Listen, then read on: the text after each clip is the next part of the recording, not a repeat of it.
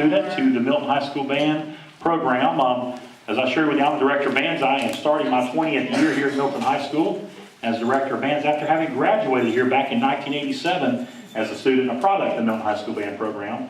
And I have had the privilege over the last 19 years of watching the band grow from 78 to almost 190 this upcoming year. So we're up for a thrilling year, but what I wanted to do tonight is really get everybody together, and especially the new parents. That was the returning parents that you just saw leave. But get everybody together and communicate. I believe communication is one of the most important things that we can do to make sure everything runs smoothly for our band program. Before we get started, though, with my presentation, I want to introduce you to this other young man right here. This is Mr. Michael Schultz. Mr. Schultz is starting his 4th year as our assistant director of bands. He comes to us from Tate High School, and then he spent a few years at University of Southern Mississippi, where I also went to college. He spent a couple more than I did there, but he is starting his 4th year here and is a tremendous asset to our band program, and also teaches some other music classes and so forth like I do here on our campus. Before we get started with our part though as well, if you'll look, please make sure that you've got everything from over there. Number 2, the Milton High School Band Parent Association. Now, as a band parent, you are automatically a member of the MHS Band Parent Association, and I want them to say a little bit before we get started. So Mr. LaShare, if you can step out here, it's your turn. You're on the agenda. So our Band Parent Association President, Mr. Mark LaShare. Let's welcome him up here.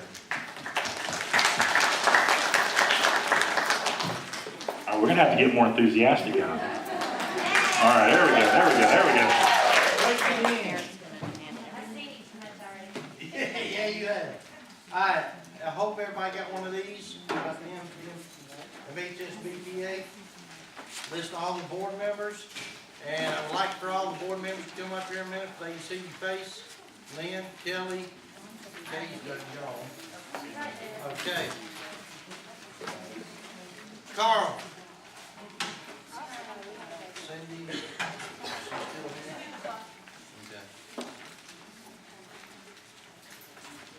Okay. Okay. You ain't getting out of it tonight. All right, these are your board members. I am the president. Lynn is the first vice president. Carl on the end is the second vice president. Kelly is the treasurer. Emma is the secretary, and so is Kay. So if you need anything, please get a hold of us. We are always around, especially us. We are always at every event. So please read that. We do have a lot of events going on. Please fill out the contact information. Please get it back to us, one of us, because that would help us get a hold of you and get stuff done.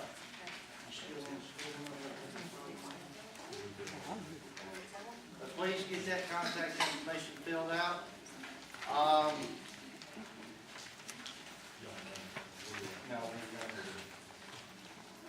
We know we throw in a lot of information at y'all tonight, so please take it in.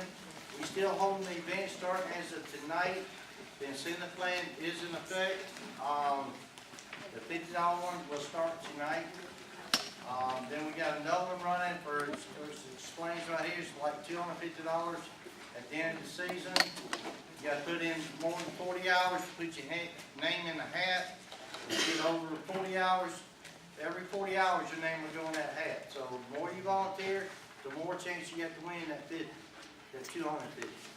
Okay, the 50 is 2 events, money-making events like 2 football games, working in concession stand, and it's fun behind there. Y'all won't think it is, but it's really fun. I've been doing it for about 13 years now, so it gets hairy and it gets wild, it gets crazy, but we have fun doing it. Okay? Any questions? I'll explain the $50 stuff a little later to you. He can do it right back in. That's it. Thank y'all.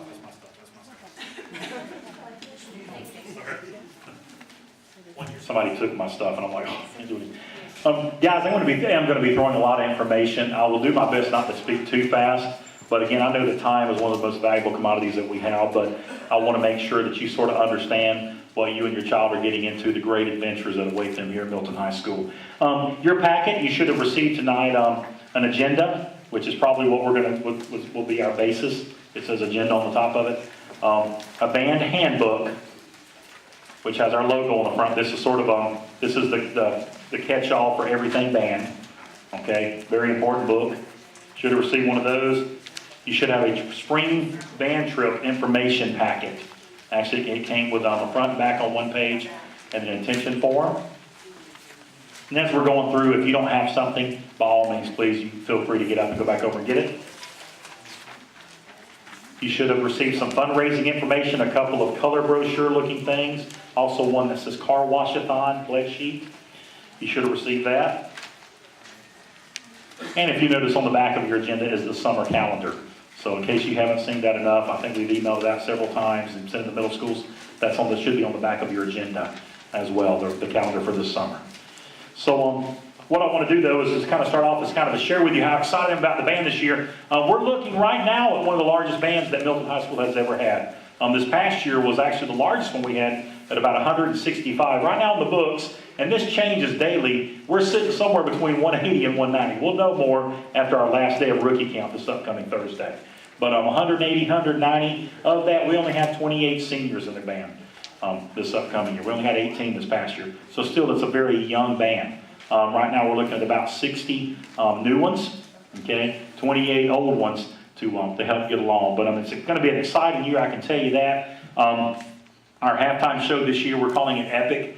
And we've decided to do something this year for the kids. I've always been real concerned in the past to make sure I play stuff the football crowd's going to know. Last year we did the music of Kiss and Ozzy Osbourne and Guns N' Roses and Bon Jovi and the Eagles and all that. And but we asked the kids for some feedback on the halftime show this year, and we kept saying video games, video games, video games. Well, I'm a 1980s kid, so I said, okay, video games. Pac-Man. That's all it was. But we got to looking into it. Some of the kids, I learned all the video game music from the 90s or 80s.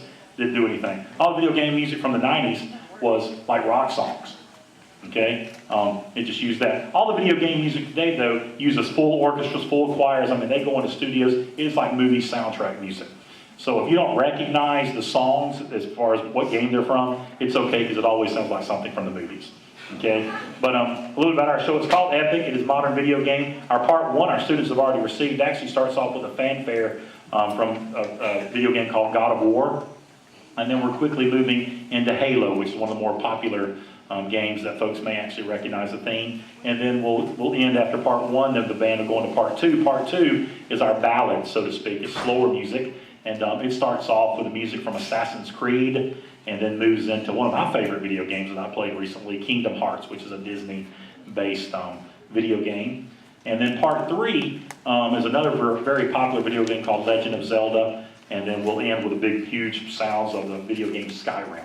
So if you don't recognize any of those, again, don't fret, because I'll just say, oh, that sounds like Pirates of the Caribbean, or oh, that sounds like Superman, or oh, that sounds like this. Because, again, it's soundtrack style music. But we're excited about this year. I shared with you earlier that you should have picked up our band handbook. This is all things band. It's about 34 pages or so, 35 pages. Not sure exactly how long it is this year, because I've stared at it for about the past 2 days before we went to print late this morning. But this is all things band. This is where we're going to spend the majority of our time tonight. But I want to make sure you sort of know what's expected of the students and how we run things around here. Because in order for us to be successful, and our success that we found in the past is because we communicate and we have that open lines of communication with parents and with students. If you'll flip that open, look at page 2. Nothing special there. You're going to see that it's a greeting letter. We do have 7 different performing ensembles, actually 8 different performing ensembles in our band program. We give over 50 performances a year. You're going to notice that the difference between middle school band and high school band is that we're always performing every time we turn around. We have the Mighty Black and Gold Marching Band, looking to be, it'll probably settle in about 175, 180 members. And of course, they do all the football games, the pep rallies, you see them in the parades. They're the most visible performing group that we have here on our campus. We have 3 concert bands. The top band being our symphonic band, I direct that group. Our second band being the concert band, under the direction of Mr. Schultz. And the third band being the varsity band, which I conduct that class as well, and that group. We have a jazz band that Mr. Schultz conducts. And they go out, you would have seen them at the fair had we not had thunderstorms that night. They canceled the fair this year. But we have a jazz band. They go out, they do different community performances, especially in the spring. We have an indoor percussion group and an indoor color guard. Those 2 groups actually compete starting at the end of January all the way up to the first week of April on the Gulf Coast Color Guard Percussion Circuit. It's a circuit of different high schools from South Mississippi, from Alabama, Northwest Florida, and they meet in gymnasiums about every other Saturday, and they compete. The indoor drum line has their own music. They create their own music. They march and different things around. The indoor color guard, they use recorded music, and they use flags and rifles and sabers and all that kind of stuff, along with body movement. We also have a musical band. Won't have it this year. It'll be 2 years. They just got done doing the musical Grease this year. Every other year we do a big musical here. And we may have it this year. We do a big musical every other year with Pace, in conjunction with Pace. Our big one this year was Grease. 2 years ago we did Seussical. Okay, but so we have plenty of opportunities for your kids. Let me just say this. I don't know if your kids came home a few weeks ago. We did the 8th grade band day, and I told the students, I said, you know, if you don't do band, do something, because otherwise you're going to miss the high school experience. High school, of course, grades are important. I'm never going to say grades aren't important. We push that with our students. Matter of fact, our average GPA in the band, when you add them all together, is about a 3.3. Okay, we had 6 or 7 kids that graduated with their associate's degree this year before they got their high school degree that are in the band. You'll see that the band students are some of the top-notch students on campus. Okay, but I told them that when you're involved in the band, it gives you a sense of belonging. High school's about grades, but it's also about social. And, you know, to get to go to the football games and sit there and cheer on the team and to play at the pep rallies and be a big part of that, it adds to what they do here in high school. It helps them to focus more while they're in high school as well. So congratulations on taking that step to be in here. If you'll flip the page 3, or actually look at the next page there, that's our grading policies and procedures. The one thing I want you to sort of understand on this is that band is a co-curricular class. What does that mean? That means that what we do during the school day and what we do after school are kind of joined. Okay, we're working during the fall with the marching band, during the different concert band class. We're working on marching stuff, and then we're meeting after school, putting it together with all the classes. The percussion and the color guard are separate classes than the concert bands. Okay, so that means that what we do after school ties into their grades during school as well. So we have a student that's involved in a marching band, and they get to where they don't show up to after school rehearsals. That affects their grade in band. Does everybody follow me on that? That's what co-curricular means. You'll see the breakdown of grades on there, but primarily look at the bottom. I'm not going to insult your intelligence. This is great bedtime reading if you need something to put you to sleep. Okay, lay it up there by your bed, lay in bed. I promise 10 minutes flat, you'll be out. But look at the bottom, rehearsal and performance attendance policy. Please note, excused absences will include only the following: sickness, death in the family, or extreme crisis type circumstances. All absences will be reviewed by the staff on a case-by-case basis. Absence appeal forms must be completed the very next day to the students in attendance, regardless of whether you think it will be excused or not.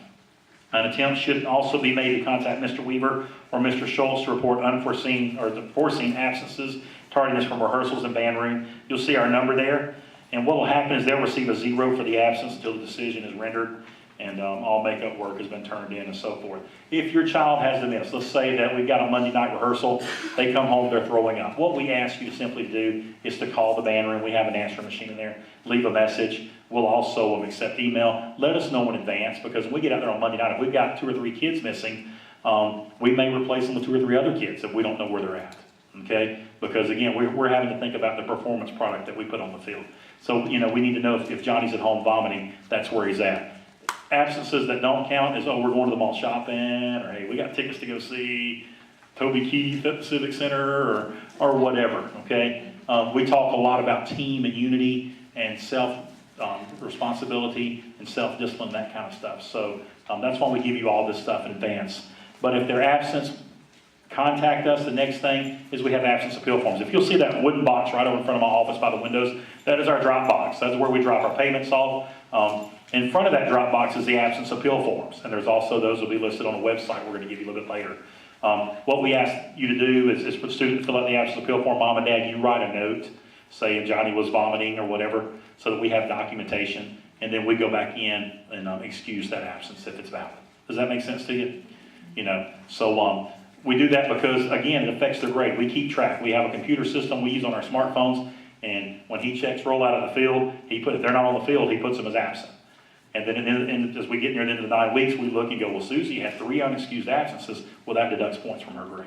So why don't we ask you to turn that form in the next day as soon as possible, is so that we can get that rectified, so she's excused. Yes. And when they turn it in, they're gonna put it directly on my desk. Oh, yeah, it says it here in the money box, but I forgot to change that. So they'll give that directly to Ms. Schultz, because he'll go on the computer immediately and make it excused. Now, if they're absent from school, and you're worried about them missing third period, you deal with the attendance office on that. That comes through our computer system. The only time you deal with us is if it's an after-school activity, a rehearsal or performance. Everybody follow me on that? So, flip the page, we'll move on. Our philosophy. I shared with you that I'm starting my 20th year here. About 12 years ago, philosophies and mission statements and all that were real popular. And I sat down and said, okay, so what is the Milton High School Band really about? And kind of listed, we spelled out 3 things that we're about. Number 1, you can see, is to develop a high-quality product or performance organization in which all the stakeholders, that's the students, that's the instructors, that's the parents, the community, that we can all be proud of. And you'll see that some things that must be evident there for that to take place. We want high energy, entertaining performances. You know what, if you come to our performance and you're falling asleep, we're not meeting our philosophy. We want to entertain people. That's what the band is about. We want structure and discipline in our rehearsals, performances, and free time. I think you're going to see that. Sometimes you may walk in, it may look like organized chaos, and that's probably what it is. You come in about 10 minutes before we line up for a football game, and you're going to see uniform parts flying, and you're going to think, what is going on? But at 6 o'clock, when we blow the whistle, everybody's lined up ready to go. We want structure in what we do. We want discipline in what we do. You'll hear your kids saying, I had push-ups, I had to run laps. We use that to motivate them to conform to what we need as a band program. Okay? Consistency in all program aspects. We just don't want our jazz band to be great, our indoor drum line to be great. We want them all to be great, all 3 concert bands, the marching band. And we have a staff that works to make that happen. Good communications with our members and with our parents. Technology is a wonderful thing. We've gotten out of where we've got a computer program we're going to introduce you to in a little bit called Charm's Office that allows us to send out group emails. How many of you guys have been getting the emails I've sent out the last couple? So it's quite a few of you, okay? Sends out group emails. About every other week or so, I'll send out just updates from the band room to let you know as a parent, hey, this is what's going on. Because for 19 years, I've watched us put stuff in kids' hands, and then the kids leave, and I find 15 or 20 of them laying on the floor, okay? Or they're in the bottom of the backpack.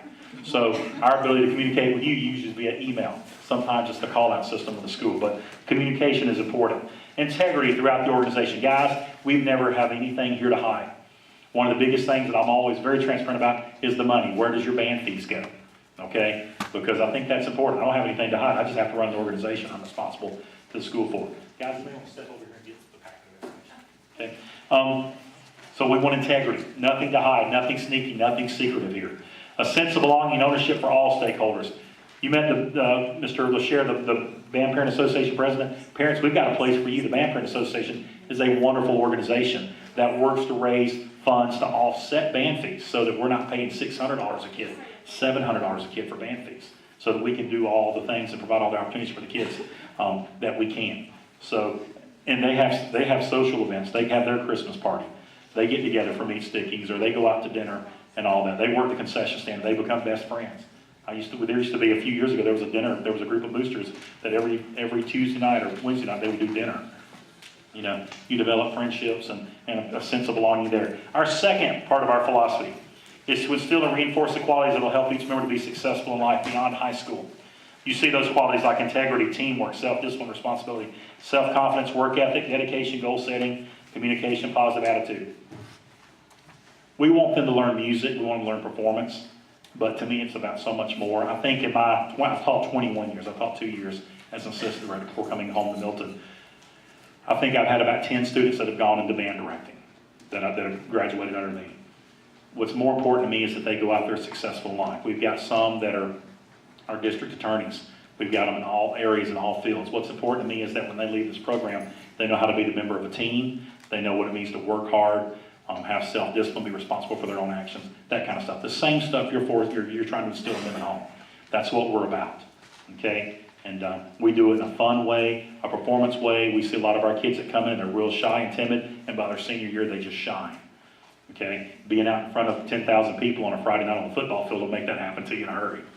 So that's sort of what we're about. Number 3 is to provide opportunities for members to create memories and relationships they'll cherish for a lifetime. When I graduated here in 1987, my parents looked at me and said, Gray Weaver, what do you want to do with your life? I said, I love band. that's what I like. And when I get together, even on Facebook with some of the folks that I graduated with, we talk about the band trip where the bus broke down between Tampa and Orlando. Or we talk about, how, my pants ripped as I was getting on back of the instrument truck one time, okay, at Troy, at a marching contest. We talk about those kind of things. That's what this band program is about as well. If you'd been at our band banquet about 3 or 4 weeks ago, you watch as our seniors come forward, and we recognize our seniors. You'll watch them come forward, we're giving them their senior medallions, and their parents are up there, and tears are just streaming down their face. That's what this band program's about, okay? They don't want to leave because it's a second family to them. That's what we're about. Our mottos: work hard, play hard. And I will tell you, we work hard, okay? There is no doubt about it. Your kid probably came home today and said, oh my goodness, it was so hot today. And they made us run. We work hard. But one of the things that we teach our kids is delayed gratification. We live in a fast food society, and if you pull up at Wendy's and it takes 5 minutes to get your food, we're aggravated nowadays. I remember the day when you had to cook your own food, right? And we teach them delayed gratification, that you got to work hard and the reward's down the line. And so when you get to that reward, it's so much more worth it, okay? That's what we're about, work hard. But when it's time to play, I want them to play. And we play hard. And I'll show you some of the things that we're going to do a little bit later this year where we play hard. Okay? They may have told you about a game today, a really weird game. Or mama, somebody sat in my lap and said, honey, if you love me, you'd smile. And I had to sit there with a straight look on my face and go, honey, I love you, but I just can't smile. Okay? You'll hear some weird stuff that comes out of the band program. But again, we're developing self-discipline and that kind of stuff by doing that. All right? Our other motto is image is everything. We preach that to our band. From the time we show up to go to a performance, a football game, our behavior in the parking lot walking in is part of our image. And we always preach to them that image is everything. We get on a bus, we go somewhere. The way they act on that bus going down Interstate 10, going to a football game, that's part of our image. Because there's that band truck that follows us, or my truck in the front that has the logos on the side. So folks go by and go, that's the Milton High School band. They look like a bunch of animals on that bus. Okay? The way we behave when we're in the stands at a football game. If you notice when you sit, we're going to have a good time. But it's supposed to be organized. And they do the dances together, that kind of stuff. Image is everything.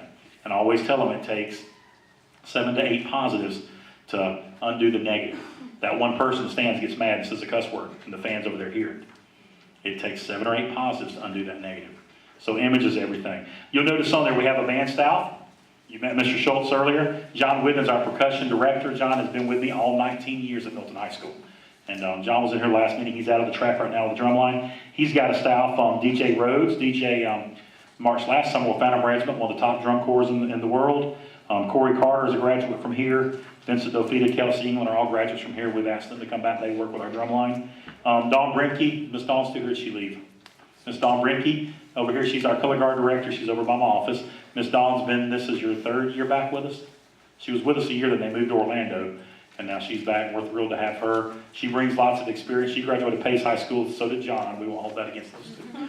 But then worked for years with the Bar Guard and moved back up here. And we were thrilled to have her. She has Mr. Andrew Barberry. Andrew is a color guard tech, part of the color guard staff. He actually is the color guard director for Choctawhatchee High School. And Andrew marched the last 2 or 3 years with the Cavaliers Drum Bugle Corps. And so, he graduated from here a few years back. So. And then Jan Weaver, my wife, right over in front of the aquarium. You'll get to know her because the charm stuff, all the money that comes through here goes in that box. And years ago, I used to have to handle it all. But she's got a finance background and she teaches business here. She empties the box. She does all the paperwork and takes a load off me and Mr. Schultz. So you'll know her through all the finances. Just to give you an idea, this past year we had about 165, 170 more? Close to 200,000. Oh, close to 200,000 that went through that money box right there, through fundraisers and all that. 2 years ago, when we went to Washington, New York, it was like 250,000. Okay, so she takes a load off right there. You'll notice as well, we use student leadership, and this is part of a training program. And you may hear this, guys. Let me, or understand me on this. When it comes to student leadership, they're in training. We give them some authority. They're extensions of Mr. Schultz and I will always support them as long as they don't do anything that's illegal, unethical, or immoral. I've told them, I said, if you tell a kid to jump off the roof, I ain't got you back. Okay? But they know we've been through leadership training with them. They're going to make mistakes every once in a while. If there's a problem, come to me. Once or twice in my 21 years, I've seen a parent trying to chew a kid out in the parking lot. Again, they're extensions of us. They're going to make mistakes. This is a training program. When your kids get a little bit older in the program, they're going to be aspiring to be leaders in the band as well. And it is a great leadership training tool for our kids as they become juniors and seniors. Okay, you'll see the list there. We've got drum majors, captain, co-captain. We've got section leaders, assistant section leaders. We've got officers that are in charge of uniforms over here, officers in charge of the music library back there, and other officers that are in charge of the facilities here. Expectations, look at page 5.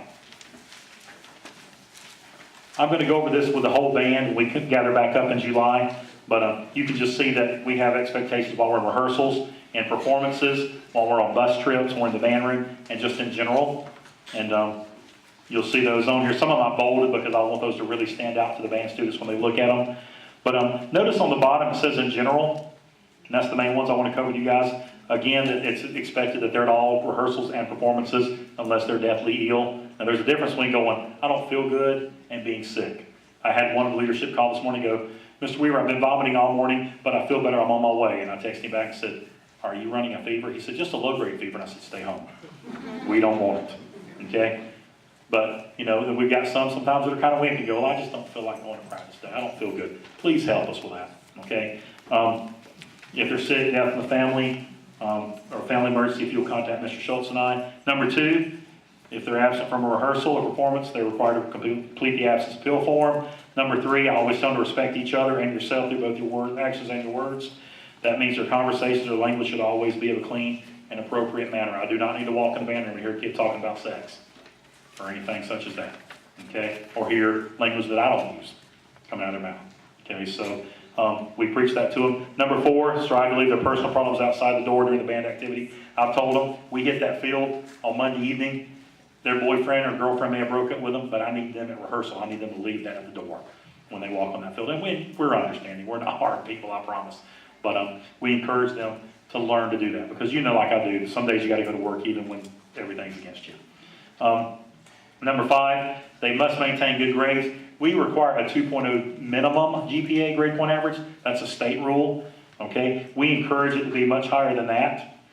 And we also encourage that they don't receive discipline referrals. If their grades drop below the 2.0, we have to put them on suspension. And then we have to start checking grades and getting grade reports and such. So there is a contract we can do with the Florida Music Educators Association so they can participate in some of the competitions that we do. But again, we encourage our kids to make 3.0 or higher, and that should never be an issue. Okay, but we have in the past had to put kids out of band because of grades. Okay, moving on. Number 6, be a good citizen in the community. Members who are arrested or charged with crimes will jeopardize their membership in the band. Again, you know, a kid gets arrested, and if they're in the band, the newspaper will say, a Milton High School band student got arrested. They're going to point that out. So we expect their behavior in the community to be good. Also in their other classes, guys, I can't tell you how many times if a student's, you know, sassy in another class with a teacher or something, that teacher will quickly email the band office. They go, Joey was disrespectful to me today. Okay? They don't want to be called in the office because we have to get on to them for being disrespectful. All right? So, not that I yell or anything, but I can usually make them feel about that eye. Okay? So, you know, good citizen. Good rule of thumb, we tell them if they don't think that Mr. Weaver, Mr. Schultz, or the MHS administration will approve of it, then don't do it. All right? But you can see, those are some of our expectations. We'll go over those with the students. But again, when you get ready to go to bed, if you need something to help put you to sleep, there you go. Voila. Next page, page 6, consequences. Now, during marching season, our consequences for various rules infractions are usually physical. However, they add to making them a better performer. Now, we're not the military, but we have some of the aspects of the military. You'll notice at the bottom there, about halfway down under the little stars, some of the consequences for breaking rules could result in one of the following. We do running and marching. Okay? Run, march, with the arms up position. What does that mean if they're marching? That they're carrying an instrument, so to speak. They got their arms up. Okay, 1 lap around track. Sometimes if it's something quick, we're at rehearsal, they're not supposed to be moving at attention or talking or something like that. It's quiet rehearsal. And, you know, Jimmy talks, we'll say run a lap. Okay, if Jimmy can't run that lap, which they will be able to after our conditioning program, they have to march that lap all the way around the track while the rest of us are rehearsing. And we keep an eye on it. If little Jimmy's walking or not marching, we say, okay, Jimmy, run another lap after that one. Okay, push-ups are 2-minute front leaning position. We do 1-minute wall squats with their instruments forward. You've seen those, where they hold their instrument out and they're up against the wall. Okay, strengthening upper body, strengthening legs. 1-minute planks. That's a push-up style exercise. 50-yard toe jams where they have to march for 50 yards, keeping their toes up. Okay, because we march heel to toe, so the toes have to be up. 40-yard suicides, pride block. We also do written assignments, especially if it's something inside, like concert season or something like that. We've got some other alternatives that we do. But we have discipline, that's part of our program. Okay, and again, we're not trying to be the Marines, but we found that we're more successful when there are things that are in place. Okay, Charms office system. Ms. Schultz, I'm going to turn it over to you at this time.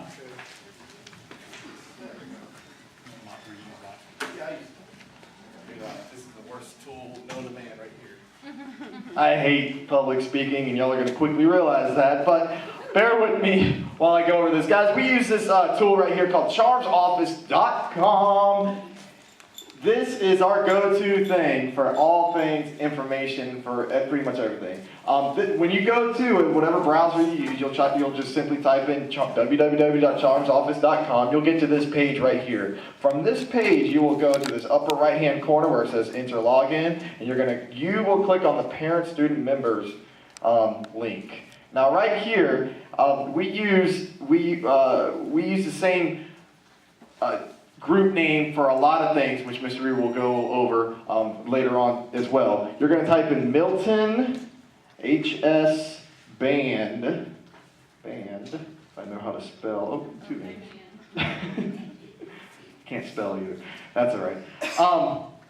And this is written on that form. You're going to push Enter Charms. From here, you can do several things. I'm going to go ahead and point out, without even having to type anything further, you can access our public calendar. Right there is where you can see every single thing that we have. Now, no, you do not have to go to every single one of these. Mr. Weaver and I do. So, it's a loaded calendar. Pretty much what we have from here all the way to, I guess, probably to the end of the school year. If you would turn your page. On the back of that form, it's on page 8, I guess it would be. On the back of that form, it gives you instructions on how to sync this calendar to whatever type of phone you have. An Android, an iPhone, BlackBerry, or a Windows phone. You do this procedure, word for word, set it up. You will have this calendar automatically sync to your electronic device, where all you have to do is look at the calendar that's on there, and there you go. See what's upcoming, see what you need to go to and whatnot. It's all there. Okay, all of us, I know all the staff, we all have it synced to our calendars as well. So that's important. I highly suggest you just go ahead and do that right there. It's if you need help with it, I can surely tell you how to do it. So that's what that is. Now I'm going to go back. Now, to access your student's specific, go ahead and turn your page back to page 7, by the way. To access your child's specific information, what we did, every one of them filled out these forms at band day, 8th grade band day a couple weeks ago, and we went in and manually put in every single one of these folks. Now, you will type in your child's last name and graduation year, all lowercase, all one word. So if your child's a freshman, an incoming freshman, they're going to be graduating in 2007. So I kind of made up 17. Of course, right? Yeah. So you graduated. All right. Anyway, I kind of put a mock student in there. His last name is Duba. You'll see where that's going. So I've typed in Duba 2017. This gets to, his name is Tuba Duba, if you really want to know. This gets you to this screen right here. And there's lots of links here that you can go to. Again, here's our calendar, a list of events that you can see everything that is coming up from in the near future. Volunteers, parents, you click on that link. You can go here throughout the year, especially at football games and other events that the band is performing at and whatnot. You can volunteer to help with this fair share fee that Mr. Weaver is going to go over later on, and help out the Milton High School Band Parent Association. You can go here, click on any one of these links. I'm going to click on this Bands on Blackwater right here. show volunteer needs, you can sign up for a shift. If we've set it up like that, a shift, your phone number and email. Once you sign up, you're in there, and at that point, our band parents will take it away from there and get in touch with you in whatever ways they need. I do know this, that usually what happens, you'll sign up for whatever thing you're going to volunteer for, be it a chaperone or shish kebab cooking at the concession stand or whatnot. And if we have a numerous amount of people sign up for it, we can only take a certain amount. I know our band parents will probably call you and let you know, hey, we don't need you tonight. How about signing up another night? Our head chaperone, Tina Byers, is in charge of the chaperone side of that. She's back there waving her hand, right there. That's Tina Byers. She'll probably go over some other things later on in this. And then Mark LaSher, or one of the other band parents in charge of that usually handle the concessions, Clifton Wheeler and whatnot, they will get in touch with you on that side of things. So that's that. I'm going to click back home.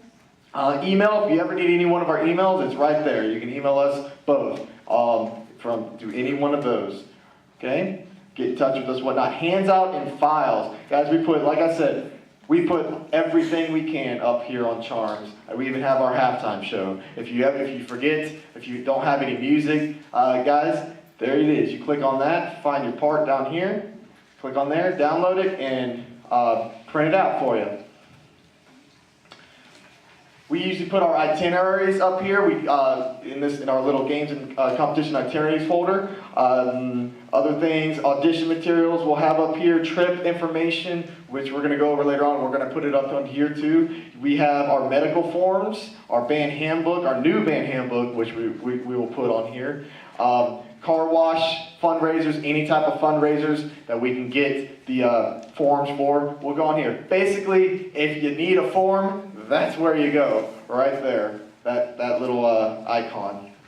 Okay? If we put it in our hands, we also do that. Yeah. We try and give you multiple sources to get all this information from. The next biggest thing, apart from the calendar, is this tool right here. Mr. Weaver said Miss Jan over here is in charge of all the financial side of everything. Well, if you ever want to know what your child owes or what you have left to pay on any fees, you will click that finances button. And we kind of went in here and charged some things that you may see on your statement. I'm going to start with the fair share fees first. Actually, I'm going to go back up to the top.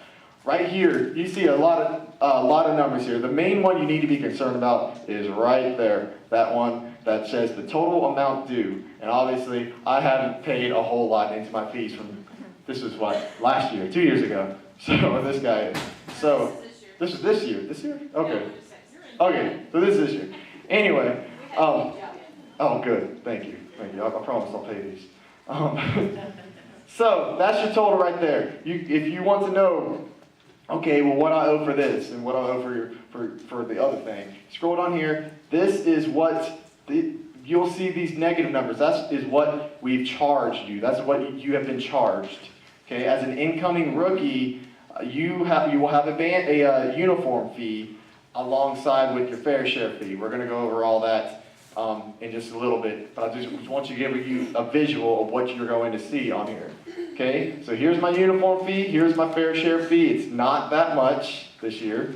What I paid, I did the car wash fundraiser, and I made $100 on that. It's going to be paid right there. I did another car wash fundraiser. I put that in twice. That was supposed to be just a simple payment. But think of that as a payment. I paid in $50.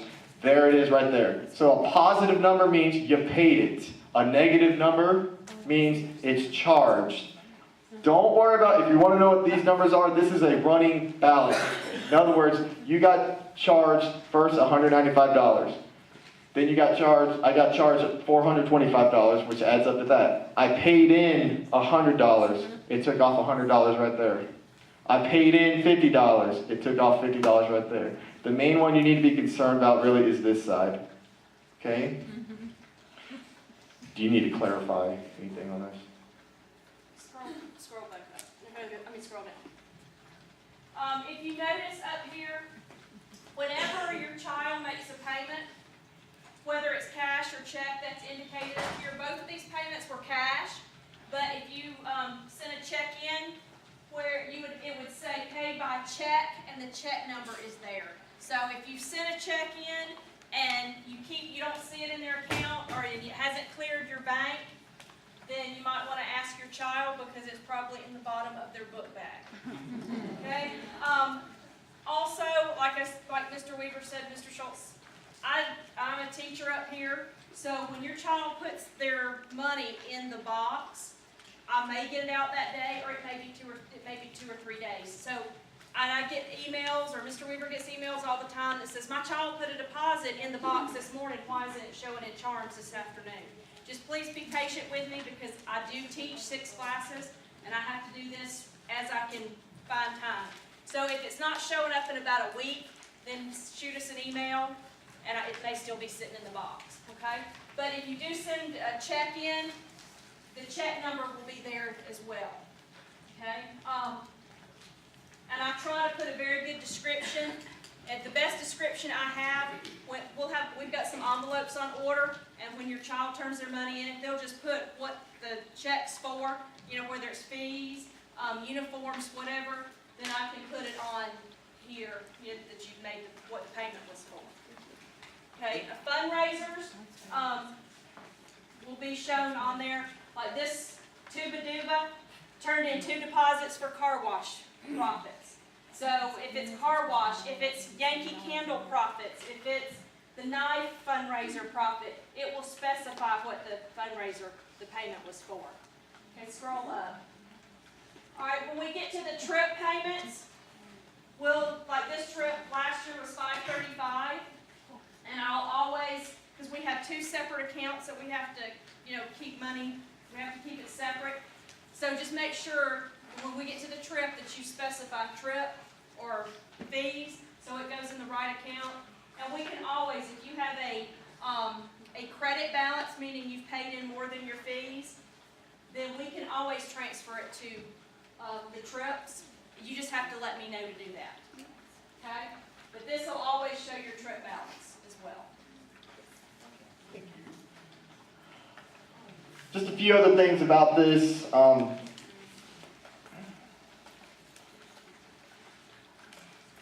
Your profile, that's what I'm looking at. The top of your home screen here, you have several buttons here that take you to pretty much what we were going up here. But your profile, this is the thing I've tried to go into to the best of my ability. It is so hard to decipher these things after we fill them out, because we haven't filled them out on the track, and it's difficult to read them. So if you're not getting the emails, probably what's happened is I couldn't read one of the letters or something, so I put it in wrong. Just make sure you go on there and check this out. What you can do, you can go on your profile and basically fill out any information here that you can. Your home address, your phone, your cell, your email, and whatnot. Like we said, this is the main source we use to get information to you. We go here to get our group emails and blast them out to y'all. Every email that I've sent, and me and Mr. Weaver have both sent, we've used this. And if your email's correct on here, this is what it is. So go on there, please go on there and fix that ASAP if you're not getting emails, if you can add that. Also, your phones. Sometimes we have emergency situations. I don't know, how many of y'all got a random text from me Monday? Anybody? Yeah. A few of the returning folks, yes. Sometimes we have emergency situations, we have to cancel rehearsal, or we have, I'm reassuring y'all that we're going to have rehearsal even though there's a monsoon or a hurricane coming through outside, okay, which is pretty much like Monday, it seemed like. We're not going to have rehearsal during a hurricane, I promise you that. But if we need to get a hold of you right away, we have the ability to send a group text out to you. Now, 2 things you have to have. 1, your cell phone number on here, of course. And 2, we need your cell carrier. Okay, now, by doing this, you're not going to get any kind of publicity. You're not going to get any extra mail to your house or anything. You're not going to get charged anything unless you have to pay per text.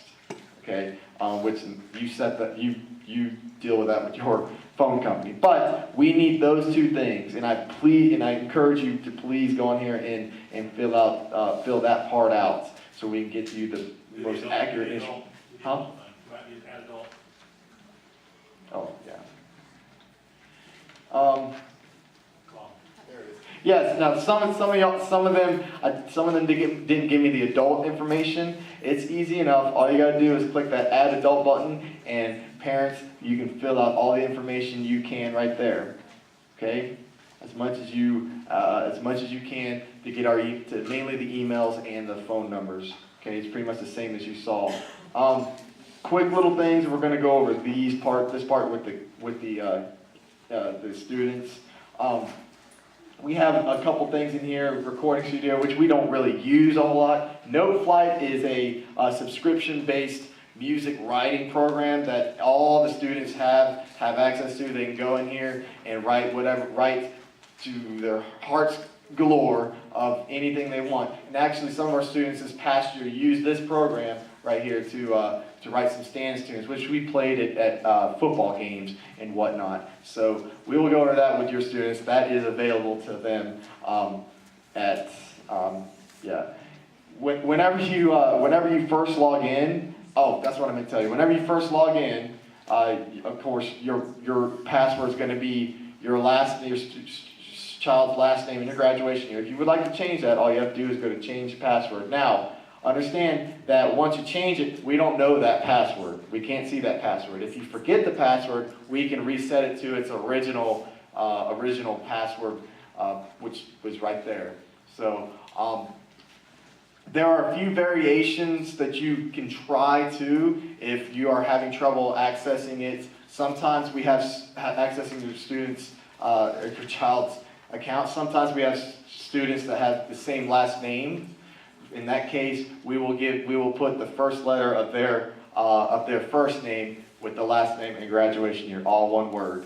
So that's, if you're having trouble logging in, you can try that. If you're having trouble at all with this program, I answer tons and tons of questions daily about how to use charms, and I can't access this, I can't get here, why is this not here? I will be more than happy to show you that. So, thank you. Is there an app for this? Actually, yes. There is. They just came out with an app for this. Now, an app is really just a shortcut to the website, but you can still access it. I don't know. I think it's on iTunes. I know it's on Android on Google Play. I think it's Charms Mobile, if I'm not mistaken. Okay, that's what it is on my iPhone. Guys, this is a great program. I'll tell you, this has really helped us to streamline getting information to parents and so forth. Again, email Mr. Schultz if you have any questions about that. But again, that takes out that, you not getting the paperwork and so forth at home. We're going to move on. We're going to move pretty quick through this next section. Guys, starting about page 9 here, just talks about, this is sort of the nuts and bolts of what the band does. Our required performances, our football games, marching contests, the festivals. We do parades and other community performances. We have a concert band festival. We do a Christmas concert in December. We do a spring concert in May that features all of our different performing ensembles, about a 2.5 hour concert, but it's well worth it. Flip the page. Other performance opportunities that our kids have is, of course, Florida All-State Band. There's information there about that. We have the All-County Honor Band for Santa Rosa. It takes place in January, and information is there about that and other honor bands that we take our kids off to, such as Troy's Southeastern U.S. Honor Band, Southern Miss's All-South Honor Band, and such. We have FBA District 1 Solo and Ensemble Festival. And as these things are coming up, these deadlines are approaching, we pass out this information to our kids. But we do want you to be aware of that. Attendance policies, again, you'll see what I mentioned earlier, if they're going to be sick or so forth. You'll see that in here 2 or 3 times. If they're going to be sick, or if they are sick, not if they're going to be, let us know. And guys, I know there are extreme circumstances. Our family's going to Minnesota for grandparents' 50th wedding anniversary. If you communicate that with us in advance, we will work with you. The main things are our marching competitions that is hard to work with, because when we've got a marching competition and we got 1 or 2 holes in the field, that affects the score of the band. Okay, so and that's why I'm giving you those dates right now. But we will work with you on those things, especially when they're communicated in advance. Time expectations. We've got full band rehearsals this year. If you look at the top of page 11, and you're going to see this a little bit later, where it's easier to see. But With marching season in the past, we've always rehearsed Monday nights and Thursday afternoons. Last year, that bit us in the tail, I'm gonna be honest with you. As we went about the first 3 weeks of school, every time we'd have rehearsal, it was pouring down rain. And so we're about 3 weeks behind getting our show on the field. And so we stayed 3 weeks behind all season, which affected our ratings and so forth. After having about 8 or 9 years of straight superiors and so forth, we weren't prepared for FBA when it got there. We were actually about 2 weeks behind by the time we got to FBA. What we've done this year is we've added a Tuesday night rehearsal. So we don't practice every day. We practice 3 days a week, okay? It's not 4. But that Monday night we go 6 to 9:30. Milton High School is landlocked. And of course, we've got this practice field right out here. They built this building about 6 years ago. And I said, well, I want to ramp the practice field. And they built a $500,000 ramp, I think, getting us to the practice field. But we share that with the football team. And so the football team practices right after school, which is great to me because that's when it's hot. And so we meet up here at 6 o'clock that night. They get done between 6 and 6:30. We meet at 6, we'll condition and so forth around the track. And then we go 6 to 9:30. I know that you're going, oh my goodness, that is late. My kid's in school. Well, understand in Milton High School, we don't start until 9:15, so they have almost 12 hours before they have to be back up here at school. Okay? We'll meet Monday nights. We'll meet Tuesday nights, 6 to 9:30. We added that rehearsal this year. The game plan on that right now is that as long as we're getting the show on the field, and once we get the entire halftime show on the field, which will probably be about middle September, once we've got the show on the field and we're in good shape, we'll do away with Tuesday night, okay? And just do the Monday, Thursday. We didn't want the weather to bite us in the rear end again this year, so that's why we scheduled that. We meet Thursday afternoons for our dress rehearsal. You can see on here from 4 to 6:30. Usually the football team, the varsity's doing walkthroughs at the stadium. We meet after school that day. That's our dress rehearsal. We run the pregame down the national anthem, and then we work on the halftime show and make sure it's ready for the next night for the football game. Now, and you'll see a little bit later, we'll talk about that. We don't do that all year. We only do that through our marching competitions, okay? And we'll talk about that a little bit later, but you see that there. Sometimes in concert season, we have sectionals. Usually during concert season, like January, February, the first week of March, we'll do like one after school rehearsal a week with each band. So concert band will meet like on Mondays, symphonic band meets on Tuesdays, that kind of stuff, okay? Or we may ask the clarinets to stay after for a sectional or to meet early one morning. We always communicate everything at least 2 weeks in advance. And we try to do it even further if we can. Football games, of course, their attendance is mandatory. As you see in the second paragraph right there. Football game rain out procedure. I put that there because every once in a while, a football game will get rained out. I think it's happened maybe 3 times in my 19 years here. And they'll move it to Monday night, which is awful. Okay? But if the game's rained out, then we will, attend whatever the rain out date is on that football game. Okay? And we do follow our varsity football team wherever they go. Parades and other performances, we usually tend to do the Milton Homecoming Parade, which is during the school day, the Friday of Homecoming Week. We do the Santa Rosa Veterans Day Parade. Us, the Pace Band, this year the Navarre Band, we all combine. It's a great sight to look out going down Stewart Street, and you see about 300 kids wearing 3 different kind of uniforms. Well, thank you. But we do that. We do festivals and competitions, which we'll talk about on our calendar. Concert season, of course. We have indoor percussion, indoor color guard that takes place, as I shared with you a little while ago, that starts in November and goes through the second week of April. Look at the bottom part, page 12. I've got some stuff highlighted here. Prior to and following rehearsals and performances. Now, what do your kids do before rehearsal, so to speak? We meet on Monday night during marching season. We close the band room down from like 3:30 to 5:30. School gets out at 3:15. We close the band room down. That allows us, since we're up here 3 days a week, allows us to run errands and do what we need to. Usually about 30 minutes, maybe a little bit earlier, 30 to 40 minutes for rehearsal, we open the band room back up. We encourage, as long as they've got rides for kids to go home, do homework. We do have some kids, with the parent permission, that hang out or they walk over to Whataburger and they stay at Whataburger. They sit there and do their homework. We have picnic tables. Some kids sit out here and bring something to eat with them that day to school. They sit out here at the picnic tables. Okay? We encourage them to go home and then come back. Hopefully you're at home from work in time to get them back up here by 6 o'clock. That's on Mondays and Tuesdays. On Thursdays, when we meet at 4 o'clock, of course, the band room stays open. And then on Fridays, when we have marching or we have football games, the band room will stay open. We have an adult up here, usually Mr. Schultz and myself will leave and come back, but we'll have one of the band parents up here that monitors and watches everything, okay, until we meet back. So the band rooms will stay open Fridays before the football games, okay? After rehearsal, of course, school board policies that we stay after, 30 minutes after from the time that we get back or the time the event ends. We're never going to leave a kid up here late at night by themselves, okay? So just understand that, but please also there's been sometimes we get in from a football game and it's midnight or something, and we'll have, we'll ask kids, you got a ride coming? Well, they're in Pensacola.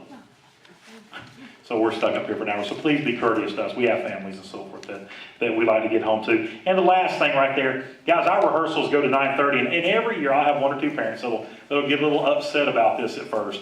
And I want to make sure, well, Ms. Schultz, you check the camera. I had zoomed in on the screen earlier. It's fixed. That's good, okay. But we do our best to be out at 9:30. And what do I mean by that? Sometimes at 9:15, we're going, okay, man, let's run the show one more time. And then we have to meet together, and we have final announcements, and you'll hear us, standing out, and we'll call the band to they're going, pride, pride, pride. And it may be 9:30, 9:31, 9:32. They won't be crawling in your car at 9:30, because chances are after that, their section leader is going to want to meet and say, hey guys, don't forget to bring your $10 for our t-shirts, for our section shirts, or whatever. So a good rule of thumb, if you'll just figure picking them up about 9:45, they've got to have time to get off the field, and some nights we'll be in the stadium to get back over here and to put their equipment up. Does that make sense? So if practice gets out at 9:30, if you'll just say, okay, I'll pick you up about 9:45, you'll be in good shape. Sometimes we have parents show up at 9:20, and at 9:32, they're over here ripping and snorting, ready to chew my head off. So just understand, we'll do our best, okay? Sometimes we let them out a few minutes early if we can, but most of the time, we're getting every minute of rehearsal out of them that we can, all right? So flip the page. Uniforms, let me talk about band uniforms a little bit. Now, your first year, unfortunately, you got a uniform charge, a uniform fee. There are certain parts of our band uniform that the students own, okay? You want to grab a helmet? Or have Miss Rose over here, she can take care of it. The band helmet, we use a shiny gold regimental style helmet with a black plume, feather plume with gold mylar in it. And what we discovered is that if we were to buy them, students would take good care of them, if our Band Parent Association buys them. But if they buy them, they take better care of them. And then we also had students that were graduating going, can I take my band helmet with me when I graduate? So a few years ago, we started having the students purchase their plume and their helmet. You'll see that price is on there. The helmet's $64, the plume is $24. That will be with them all through high school, unless they lose it, tear it up, which is hard to do. It'll be with them all through high school. It's something they will keep when they graduate. That plume and that helmet together are $88. Okay, that's part of the uniform fee. Black Beaver pants. They kind of look like coveralls. Okay, there's a pair hanging right over there. They purchase those as well. Those are their pants. We don't want to keep giving. You don't want to check out somebody's pants that they've been wearing for 4 years. Okay. We order those. They sized for those. As a matter of fact, today you see those Beaver pants cost us $49. Okay, again, they'll wear them for all 4 years of high school unless they tear them up or outgrow them. We do have some that outgrow them. Okay, they're band shoes. They're black bands. Well, that's fine. That's a fashion show. Black band shoes. We order them brand new band shoes. Again, we don't want them wearing somebody else's shoes with all that foot funk that's in there. Okay, but we'll be sizing them up and order. Those are $23. We order those from bandoshoes.com. Also, there's a personalized polo shirt that our kids will get. Every once in a while, we'll wear a summer uniform. And it's a polo shirt. It has our band logo. On the sleeve, it has their name, has their instrument. So, because we got 180 in the band, they all have a shirt that looks the same. That's a problem. So we embroider their name and their instrument on the sleeve of their shirt. I don't think we have any of those, do we? We have sizers. But those are $35. So there's a uniform payment. Again, this is a first year thing. The good news is this time next year, you won't have to worry about that payment, hopefully. All right? Our Band Parent Association provides the coat, okay, provides the sash, and we have gold gauntlets. Thank you, Ms. Schultz. You do that way too well. Just kidding. Okay. We have gold gauntlets. I see a future for you. I'm saying. We pick back and forth. We have gold gauntlets as well that the Band Parent Association provides. You'll notice on here the uniform care. It's extremely important that you read that. For example, those coats, there's the polo shirts that we use with the kids. And you see there's somebody's name on the sleeve. So, okay, but that's the polo shirts. They wear those for our summer uniforms. Sometimes we have a pep rally or something like that. We'll tell the kids summer uniforms. It's that shirt, blue jeans, and primarily white tennis shoes. You can have a little bit of color on the white tennis shoes. All right. Yeah, we'll be doing band parent shirts as well. So we'll get that information out probably at the sneak preview at the end of band camp. All the parents are here, but the Band Parent Association, you saw some of them earlier wearing those shirts. So band parents, you'll have a chance to show your band spirit as well. Okay. Chaperones and so forth. Yeah. The uniform though, the instructions are there. Those coats aren't machine washable, They got little cosmonaut things on the out, that's what I call them anyway, little astro things. You flip those in, zip the coat up, reach in, turn it inside out, put it on a gentle cycle, okay, and then hang it dry. That's how you wash it. Years ago, the old uniforms we had to dry clean, and that got pricey, okay? So uniform care, I mentioned the summer and rehearsal uniforms. The summer uniforms, of course, are the blue jeans, white tennis shoes, and the polo shirts. Rehearsal uniform, we're on the field. For example, right now during rookie camp, we ask our kids to wear the rehearsal uniform. We do this for two reasons. Number one, we make them wear white t-shirts, okay? They can have logos and writing on them, but primarily to reflect the heat of the sun. We live in Florida, and it's either hot or it's raining, okay? So we want to make sure they're not wearing dark colors out there, because you know that the darker colors absorb the heat of the sun. And then all of a sudden we got kids that are getting dehydrated and passing out and so forth. We ask them on the shorts to wear either black, blue, or khaki shorts. They can be dressy type shorts. They can be sports type shorts, the athletic shorts, with a white stripe down them or whatever. That's fine. Okay? We do it, that. Same thing with white, with just good marching shoes. I'm not worried about the color of marching shoes. The white shirt for the heat. The second reason, so that we're marching as a marching band, we're out there putting the show on the field, it's uniform to us when we're up in the bleachers. When you got red and purple and blue and pink, it's not as visually appealing to us. We can sit and we can tell where the individual areas are on the field. Okay? So that's the rehearsal uniform. If they're not in rehearsal uniform, we penalize them, just like dressing out for PE. It's a grade type thing. And then sometimes we also make them run laps. And if it becomes a habitual problem, we usually sit and go, okay, do you not have white t-shirts? And there are situations financially where we can get assistance through the school for that kind of stuff. Okay? School-owned instruments, equipment, you see that down there. Those folks that play tuba, baritone, the school-owned type instruments, we check those out. Of course, they're responsible for those. But let's flip the page. You'll see fair share fees. Now, this is the big thing. This is the money. We talked about uniform fees, fair share fees. The fair share fee this year is $375. Okay? Now, that is for all of marching season. That gets them through the marching season. I'm going to show you in just a minute what all that pays. Last year it was $425. Now, the way the $375 works, you heard Mr. LaShare with our Band Parents Association mentioning the $50. $50 of this is what we call the incentive program. So, for example, our boosters are doing concessions at a home football game where they're selling, right now they're the concessions at the Friday night Blackwater, Bands on Blackwater, okay? You volunteer one of those events, like a 4-hour shift, you earn $25 off your band fee, up to 2 times. So you can do 2 volunteer opportunities, and you can knock that down to $325. Does that make sense to you? And that's only on money-making events. Chaperoning is not a money-making event. Meat sticking, which if you ever had our shish kebabs, there's a lot of work, okay, that go behind those shish kebabs. It's pretty impressive to see 150 plus kids sitting down in the cafeteria down here sticking shish kebabs. We're all pouring knives, cutting boards. We're job training, I'm telling you, okay? They're cutting cubes, they're sticking them on skewers. The next station, they're marinating and counting and so forth. Yes, ma'am? There is another meat sticking on June 22nd at the RSP building. RSP building, June 22nd. That is on the calendar, I believe, if I'm not mistaken already. Okay? So June 22nd, RSP building is right up here near the end of Dogwood, right before it hits back on Highway 87. All right? You work 2 of those events. It's a maximum of 2. Now, we want you to work more, okay? But you can knock $50 off that. You heard Mr. LaShare mention the $250 incentive thing at the end as well. If you volunteer 40 hours or more at the end of football season, right there in November or so, every time you volunteer for 40 hours, they're going to put your name in a hat. The boosters will draw a name out of the hat, and whatever that name is will earn another $250 to go towards future fees or your band trip or something such as that. Okay? The way they get cash if it's a senior and all fees are paid. Okay? If they're a senior, yeah, this is freshmen though, Yeah. so, or newbies. Okay? So that's sort of how that works. So $375, you can see we've got some installments. I tried to make this as simple as possible. See, it says fee schedule, new members, that's you guys. Okay? We have a band commitment registration fee of $25 that needs to be paid by Thursday. That sort of secures a spot in halftime. Guys, what that does, that gives us a little bit of capital to work our way into the summer. We have to start paying for the halftime show music, the halftime show drill. We have all that written for our band, okay, by professional individuals.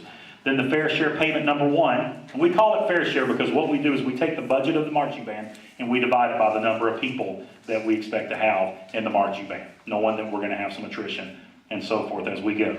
$75 paid no later than July 19th in time for the band lock-in band camp. We have a lot of expenses at the band lock-in, and I'm going to share that experience with you here in a little bit. But you'll see that it's not a lock-in, it's more of a lockout.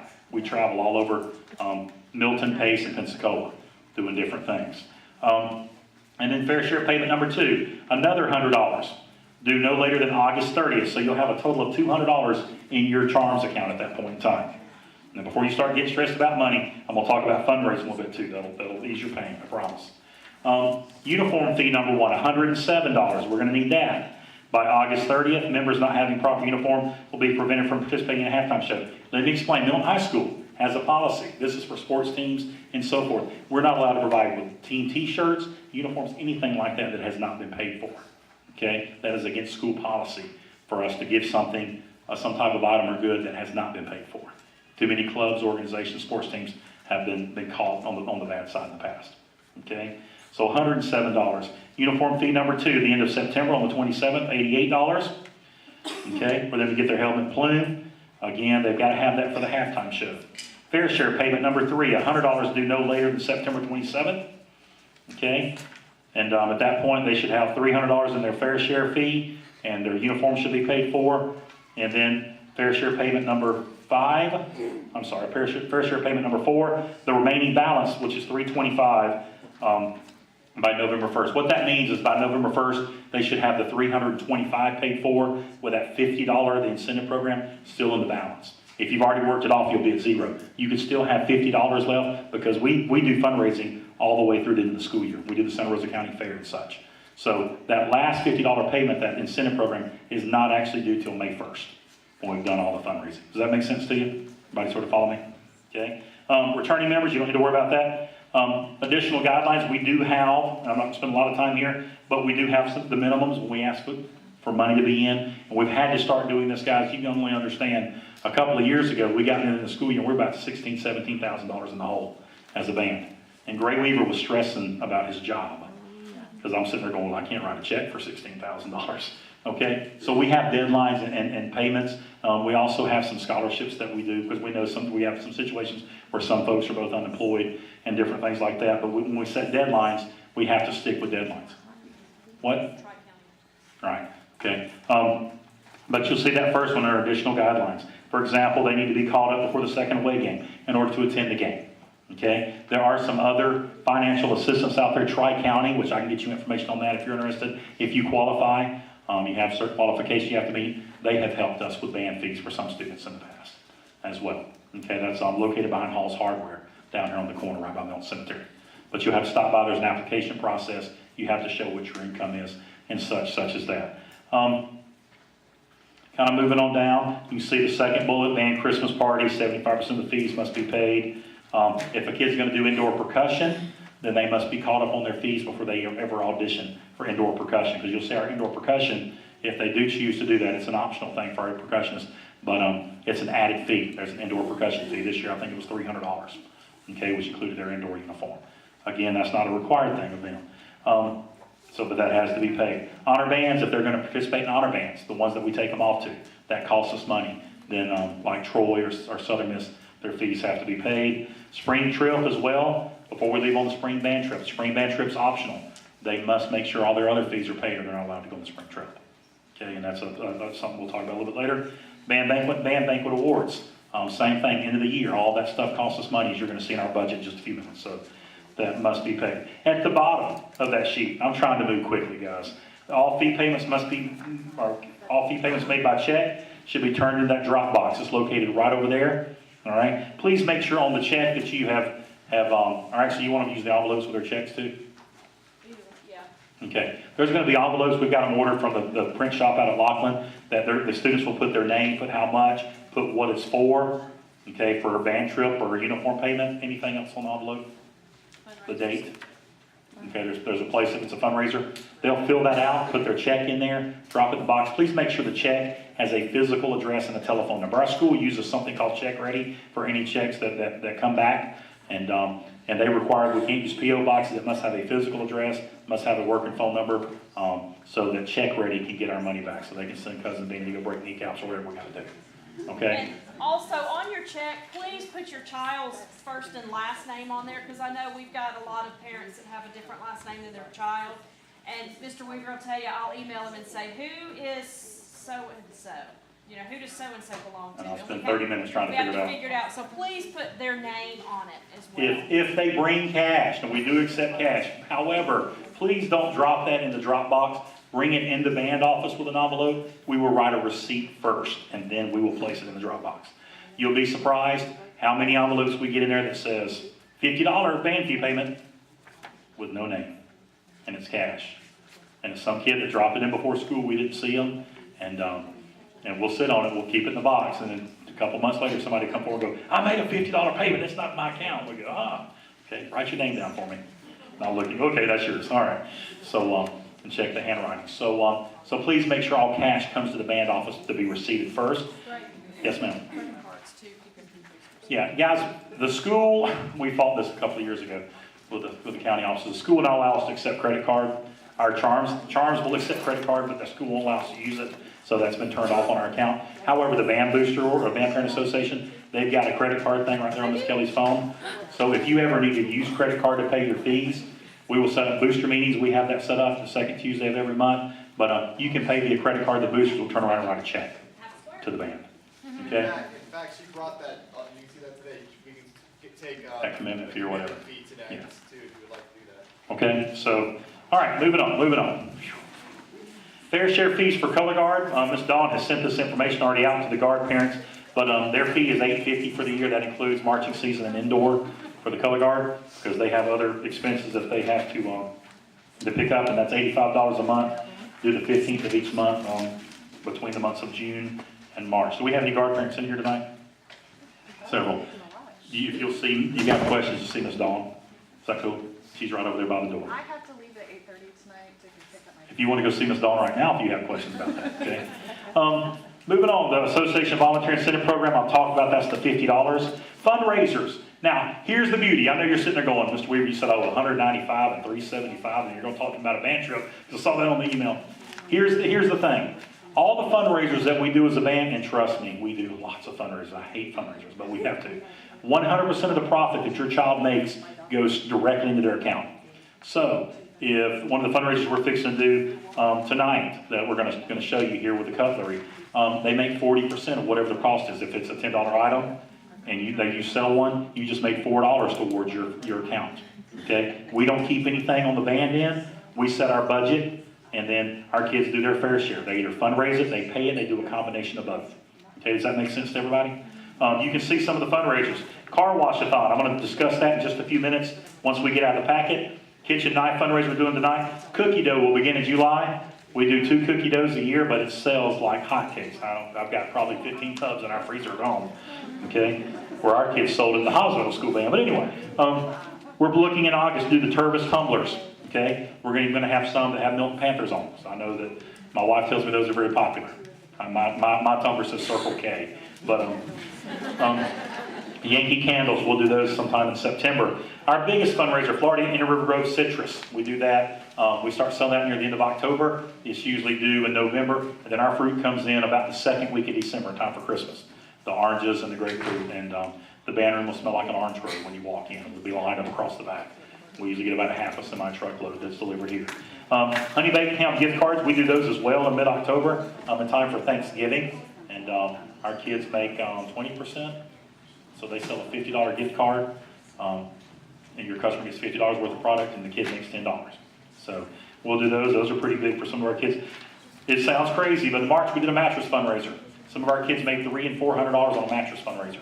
All we have to do is go out and advertise and hand out referrals with their names, with the kids on the bottom. And then one Saturday, November the 23rd, this company comes in, they set up in the cafeteria, and it looks like a professional showroom. I was totally blown away in March with it. And the customers come in, they buy a mattress set, and the kid makes like $50 per mattress set. Okay? So, like I said, we had some kids make $300, $350 back this past March. That sounded crazy when the guy walked in one day and said, "Are you interested in the mattress fundraiser?" I just laughed. So, are you crazy? Okay, and I thought, well, that's different. We'll try it. And it's great. Cookie dough number 2. We'll have a few other fundraisers that will take place during the year. But again, just letting you know when some of that stuff takes place. Now, flip the page. Here's where your money goes. You want to know how we come up with that band fee? Every time we crawl on a school bus, it costs us money, 95 cents a mile plus round trip, plus we pay the drivers. Now, we could pay the school district for drivers, but we've learned that it's actually more cost effective for us with 5 school buses. We hire other teachers and coaches here that have their CDLs, so that can drive. We hire them. We got the same 4 or 5 drivers that usually drive for us. They kind of get to know the kids, and it's kind of a good relationship. So that I don't have bus drivers that I don't know that don't know our system, and that the buses stay in line and they stay together and so forth. But it costs us money. You can see our transportation budget for the marching season. What we're looking at is a little over $11,000. And that's only charter buses one time, and that's going to the Biloxi competition. Performance fees. It costs us to participate at FBA. When we go to these marching band festivals, it costs us to do that. Honor bands, when we take our kids off to that, it costs. For our kids to audition for honor bands, it costs us money. Uniform expenses. We'll do the show theme shirts. Those are black shirts. Mr. Schultz is wearing one. Turn around, Mr. Schultz. That's from this past year. This is what our kids wear in a black uniform at the football game. So if it's hot, we take the coats off, and they've got their show shirts, so they're all still wearing all black. Okay? Those cost us $10 a person. Yes, we make those available. He does that way too well. So we make those available to the parents as well, so we'll be getting you more information as we get in your band count about if you'd like to order a show shirt. Social activities. We do a whole bunch of social. We work hard, we play hard. You can see our band locking. It costs us $20 each. The days that we go to Marching Fest, we feed the band lunch that day. And so that costs us money. We give them drinks at the football games. That costs us money. We do a Christmas party luncheon. This year we went to La Hacienda. That costs us money. Band banquet at the end of the year. We do it out of the atrium. We had about 330 people there. It was a catered dinner by Apple Market this year. That cost us money. Okay? Marching band expenses, you can see all that. We have a band camp support staff. Ms. Pettis from J High School is going to be on our staff. Ms. Letty from Haas Middle School is on our staff. And we have others that come in and help us set drill. That includes Mr. Schultz. I get paid for the school for the summer. Mr. Schultz does not to work during the summer. So that includes that. Our support staff during marching season as well for percussion is rolled into that. And our show music, stand music, you can see costs about $3,500 to have it ready for us. Our drill, that's the routine the band does in the field, costs about $3,000. And then, of course, we have unexpected expenses. We have to buy ice chests, that kind of stuff, supplies. Okay? You can see our budget. Technology expenses. We're doing with Charm's office. You saw that a few minutes ago. That costs us $350 a year. We're doing something called Smart Music, which I'll explain to you in just a few minutes. Our total budget is $52,105. Then we have the incentive program, because guys without the boosters adding their part, what they do, raising about over $25,000 a year, our fees would be about $600 a kid. Okay? New band truck too. Do what? A new band truck too. Right.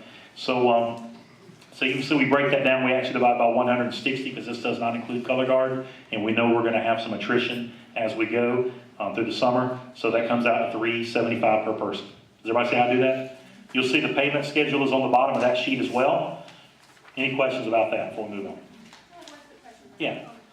So what you're saying, like, when we pay our fair share fee, we do not have to pay for the $10.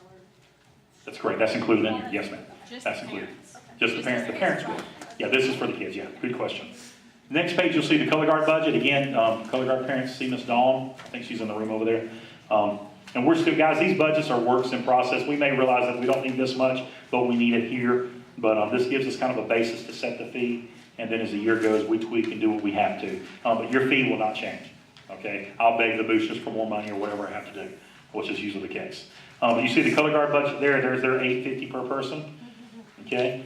And then the next page also deals with color guard fees. On 18, flip it on to 19. Spring band trip, I'm going to talk about in a few minutes. Checkout procedures from away football games. If we are away somewhere and you would like to check your kid out, if we're at home, once we march out and we get back to the band room, your kid's free to leave. Otherwise, the performance takes place all the way until we get back to the band room. Okay? But let's say we're at Pensacola High School. You're at the game, you want your kid to go home with you that night, so you have to, you're going to take them out to eat or something.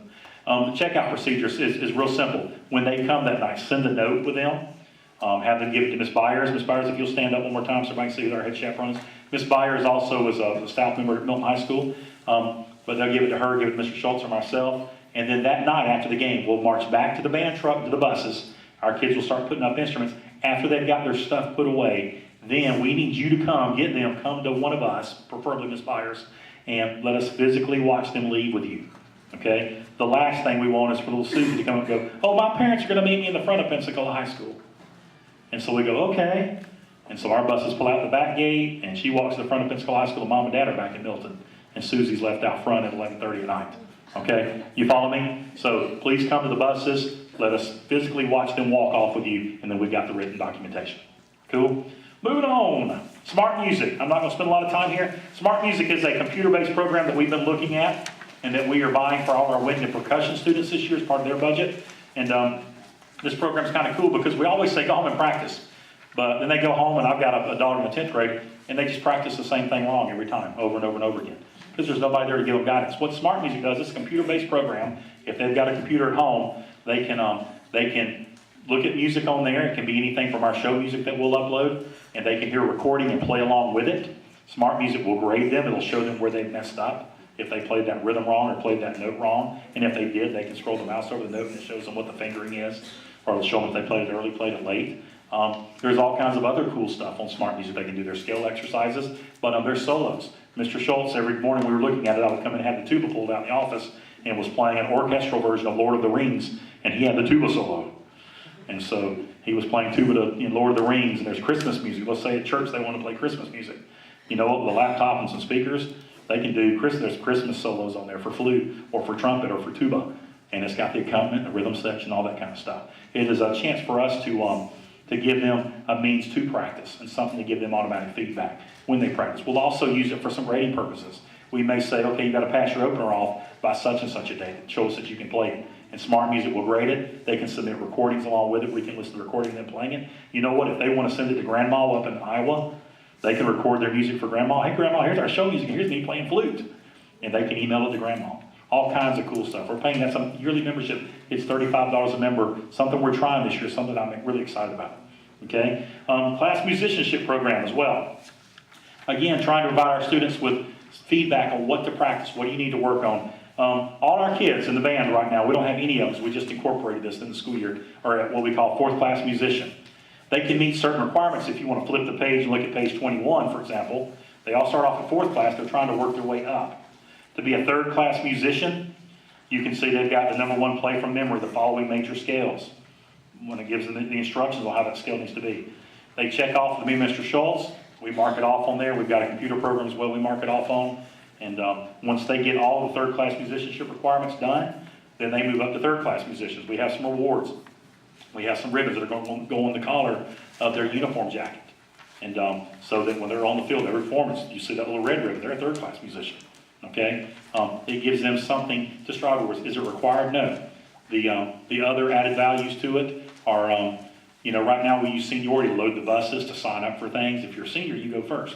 Well, we're going to start adding not only you're a senior, but if you're a master musician or a first class musician, even though the kids may be a 9th or 10th grader, if they're sitting at the top of the section, they're meeting requirements and they're mastering their horn, we want to reward them as well. Does that make sense to you?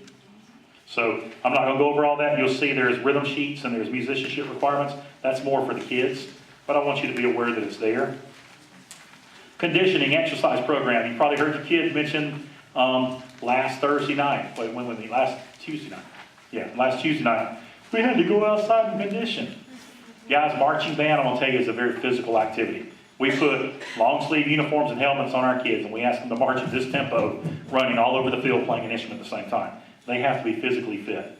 Trust me, if you, by the end of band camp, your kid's probably going to have lost 5 to 10 to 15 pounds, okay, before we get into the summer because of the conditioning that we have to do to make sure they're ready to take that field on Friday night and on Saturday. You'll see we do stretching. You'll hear them talking about abdominal. What is that? Is there a bomb fixing to go off? Amen. Or is that the camera? No. There's abdominal things that we do, strengthening their abdominal muscles so they can play better. Running, we're doing the couch to 5K with the band, which I'm actually trying to do with them too, an old 43-year-old fat out of shape guy, okay? Where we have them walk for 5 minutes and they have to jog for 60 seconds.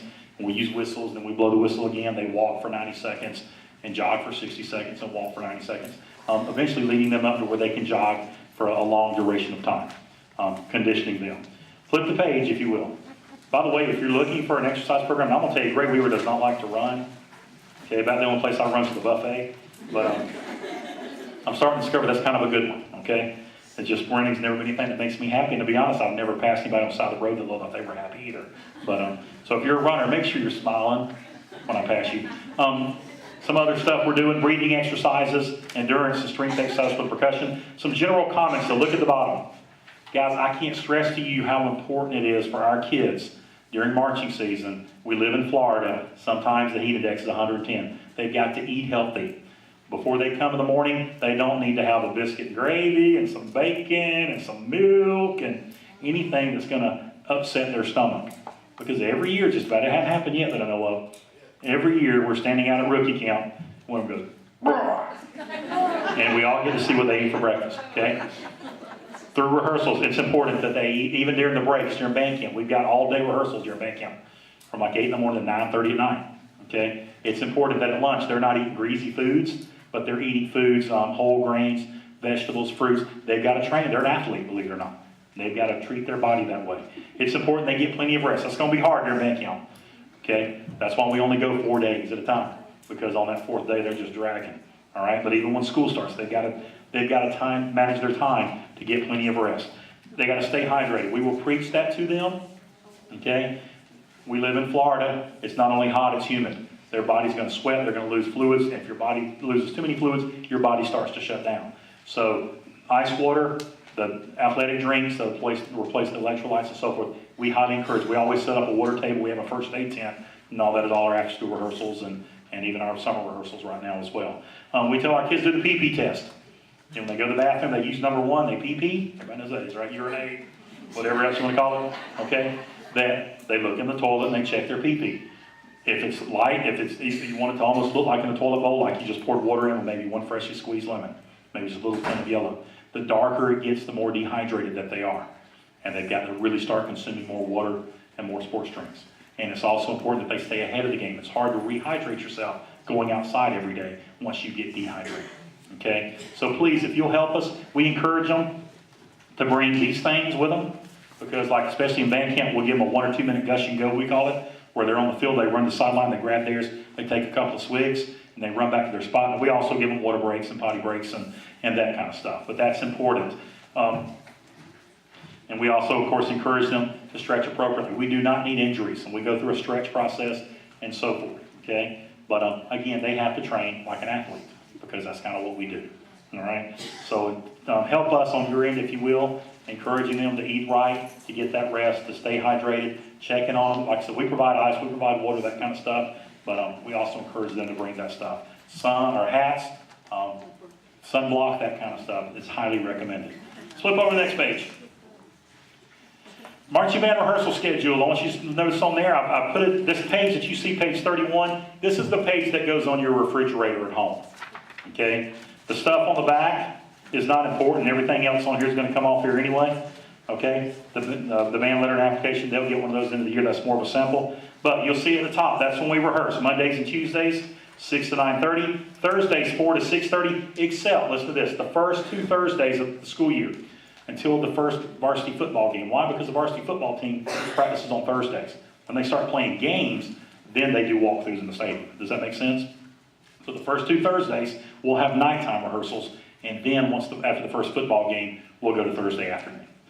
Notice on here, I've given you a copy of the football schedule, our marching band performance schedule. Okay, you'll see all the football games are listed. September 28th is bolded for a reason. That's our first competition at Biloxi High School. We need everybody there. I need you to block that out on your calendar. Okay? October 4th, that's homecoming week. We used to always go to marching competition that week. We're not going to do that this year. We're going to, because we have about 3 or 4 performances during the week of homecoming. October 11th, Catholic football game. We're only going to take the pelt band. It's only going to be the percussion, about the first 2 or 3 chairs of each section, because Catholics and wayside bleachers are itty bitty. There's 4 little bitty sections. If we take the whole marching band, we have to sit in the end zone. We have to take our own chairs. And the band, from what I picked up from the other bands, is absolutely miserable. You can't see the game. You're not part of what's going on. You're just kind of there. Okay? What we're going to do that afternoon, since the day before FBA's practice in the stadium, and then we'll feed the group that's going, we'll order pizzas or something, feed them on the bus ride over, and we'll just have a pelt band support the team that night. Okay? Yes, ma'am. She wants to know if, did the color guard go to the football games and stuff too? Absolutely. You're part of the marching band. Yes, ma'am. Everything we do, we do. Absolutely. Good question. FBA, October 12th. That is the most important day for the fall. That is our FCAT for marching band. It takes place at State High School. Okay? Please make sure, and when we have these march contests, we're talking about all day and all night. Okay? We usually meet about 9:30, 10 o'clock in the morning, go out to the stadium, go through a nice slow stretch, nice slow warm-up, run the showdown a couple of times, bring them back over here, load the equipment trucks up, feed them lunch, get on the buses, and drive to Biloxi, or drive to Foley, or drive to Tate. Okay? We get there in time, unload, go to the bathroom, get our uniforms on, get our instruments out, go warm up, perform, and then we want to use them on the last band since we're on the bigger bands. And so we wait till the end, they get the awards and all, then we come home. Okay? Then the next week, October 19th, notice White Sands Marching Band Contest, that's another one. Those three are our main big competitions in the fall, and that is at Foley High School. If you'll look on down, notice November the 11th. We do the Santa Rosa County Veterans Day Parade. We're out of school that day. We always are. I tell our kids that's a small sacrifice for us to give up 3 hours of our time to thank the veterans for all they've done for us. Okay? We combine with Pace Band of our band. That's just something we do. Okay? And so please make sure you got that blocked out. You'll see the other important dates, like all state honor band auditions. You'll see our Christmas concert date, December the 12th on the bottom there.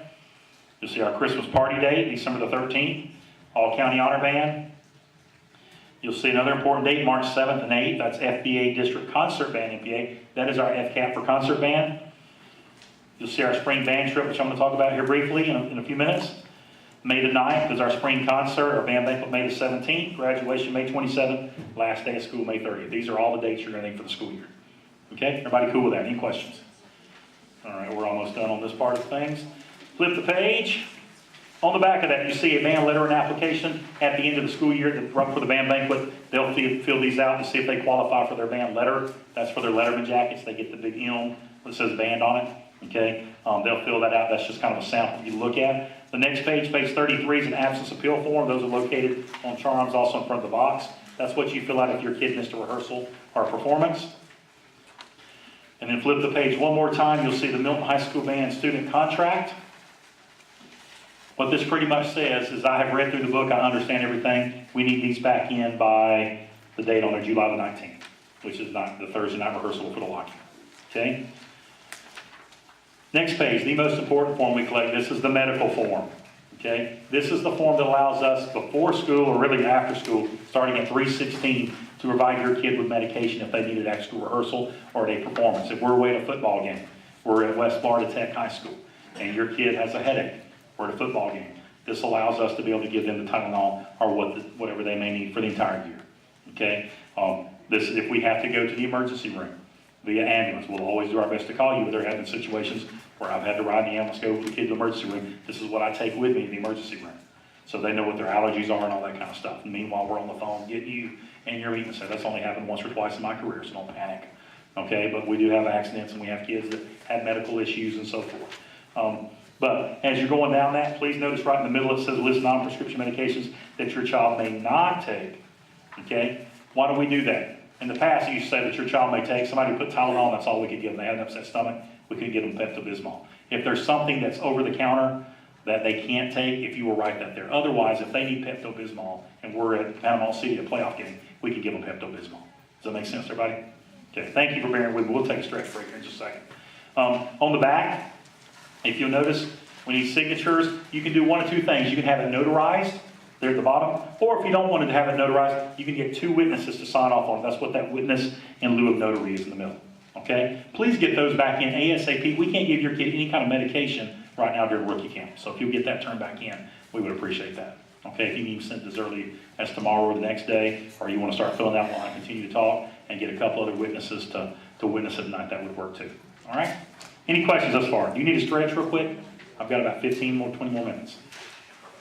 I know. It's like,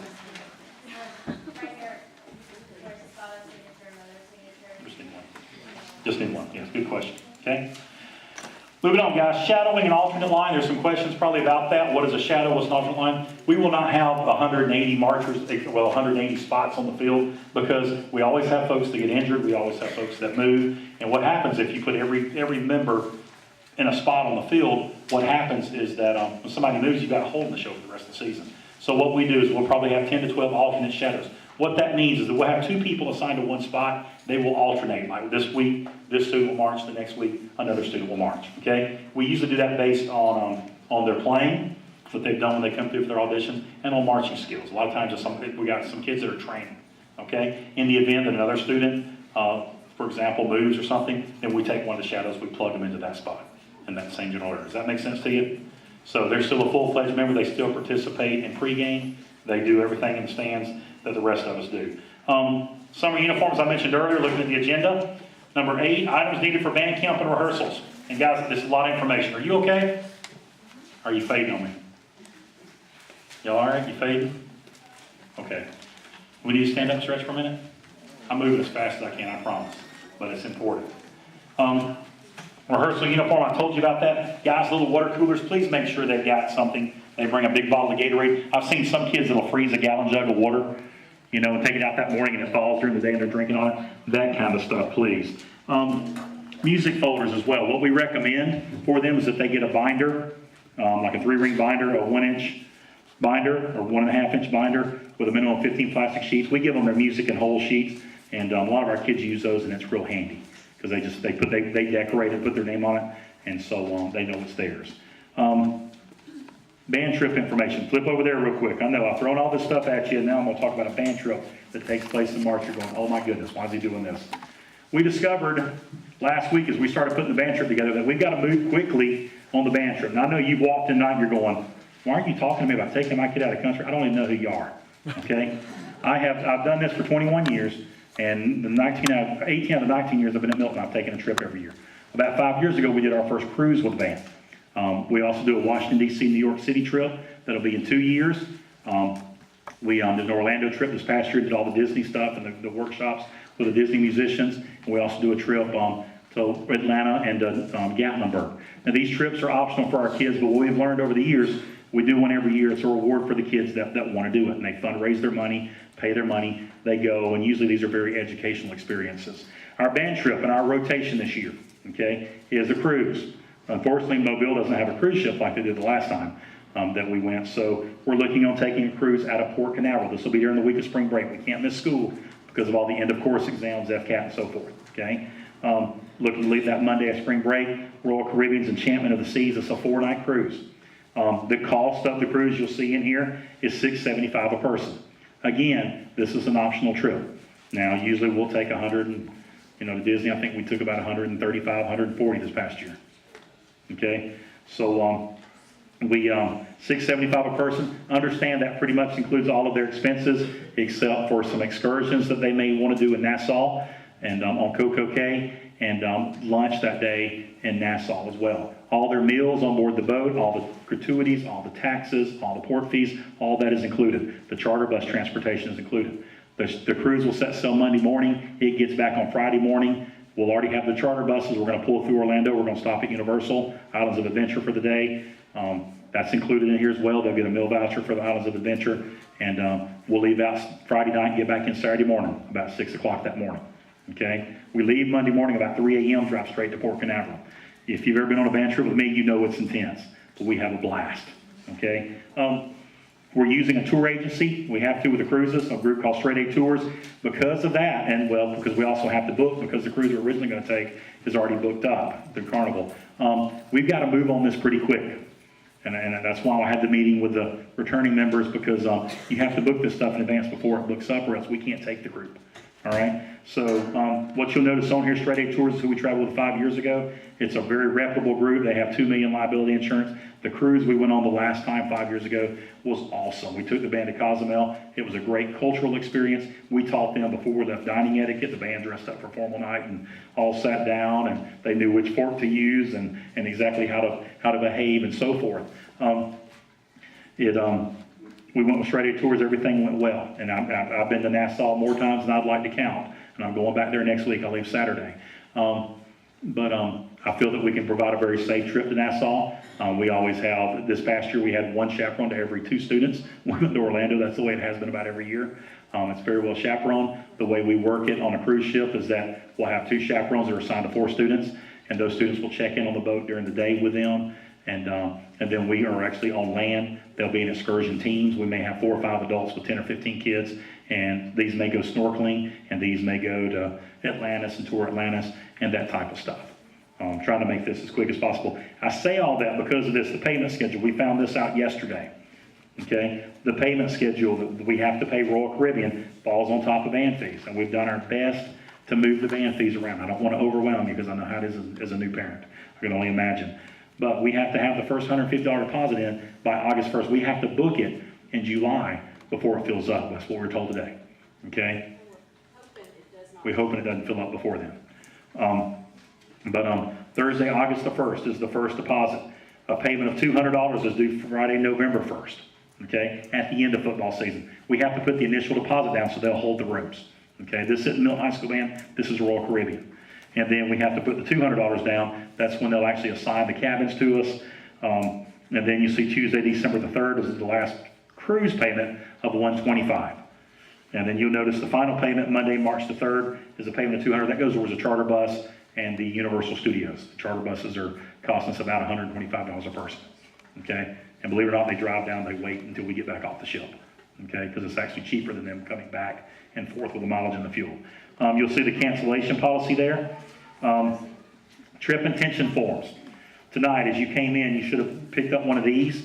If you're interested, we have entire families that go on our trips. Okay, because most of the time, it's like with Disney and so forth, it's less expensive to take the family with a group than it is to go on your own.